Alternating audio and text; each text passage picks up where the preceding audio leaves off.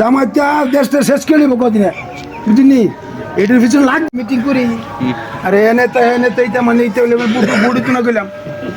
বুড় দিতে গেলে আছে না পোস্টাল হলে বিড়ি দেখে যাইতে কই গো মা গো চাচি গো বাবি গো বুড় দিব আমরা এটা বুটটা দিয়েন জামাতের বুটটা দিয়েন না আর যদি বই এমন করে জায়গা থেকে মিটিং করি পোস্টার ছাড়া উদালে বেটার আমরা রাখি কোনো কাম হতো না গেলাম বুঝলি এ মিটিং করলে কাম হতো না জায়গা চাইতে বিড়িতে ভিতরে আমাই দিব